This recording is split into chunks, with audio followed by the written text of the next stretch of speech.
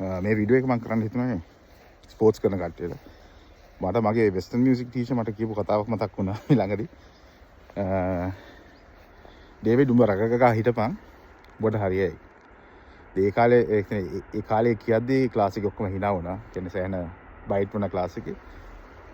හැබැයි දැන් එයා කියපු දේ ගැන හිතද්දී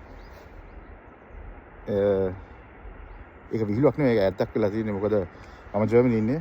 මම පොඩි කියන්නේ ඔඩියෝ එන්ජිනියරින් පොඩි කම්පැනියක් තියෙනවා මං ගාව. ස්මෝල් බිස්නස් එකක් ජර්මනි වල. හැබැයි මිලියන 83ක ජනගහනයක් ඉන්න රටක ඒ වගේම තව මිලියන ගණන් ඔඩියෝ මගේ ශේෂ්ත්‍රම බිස්නස් තියෙන රටක සක්සස් වෙන්න.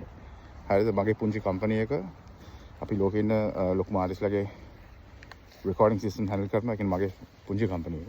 හරිද? මම මේ ළඟදී අවුරුදු 4ක් තිස්සේ gold play broadcasting recording productions වලට මගේ services දීලා තියෙනවා.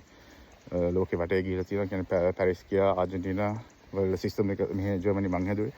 එතකොට ඉන්දියාව මම ගියා සිස්ටම් එක හදලා ටෙස්ට් කරලා ඔක්කොම කරලා ඉන්දියාවට ගිහිල්ලා මම හිතන්නේ ඉන්දියාවේ සෑහෙන හිස්ටරි හදපු ඉතිහාස ලියපු දවසක් එක. ඉතින් මට ඒක තමයි මට මේ පොඩි වෝක් එකක් දානක මතක් වුණේ.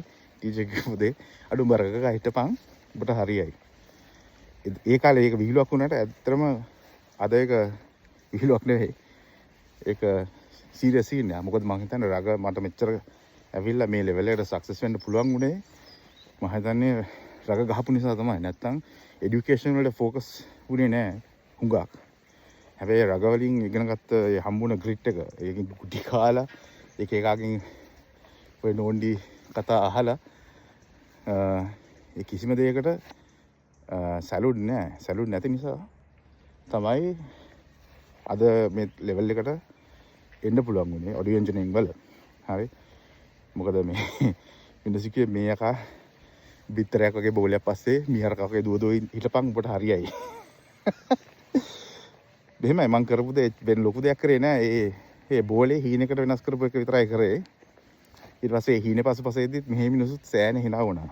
මේ වගේ හරකා යකෝ টয়ලට් එකක් හොදලා මේ පඩියක් අරන් පැත්තකට හිටපන් කියපු හුඟක් කට්ටිය අද ඉතින් පොඩ්ඩ හොල්මන් වල බලන් ඉන්න යකෝ මූ කොයිද යන්නේ මේ ඒ පැරිස් යනවා, ආර්ජන්ටිනා යනවා, එක එක රටවල් වලට යනවා, ස්විට්සර්ලන්ඩ් යනවා, ඉන්දියා යනවා.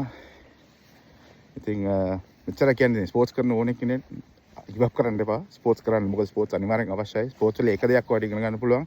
ග්‍රිඩ් කියන දේ හරිද? කියන්නේ කවදාවත් ගිව් අප් කරන්න නැති එක. ස්පෝර්ට්ස් වලින්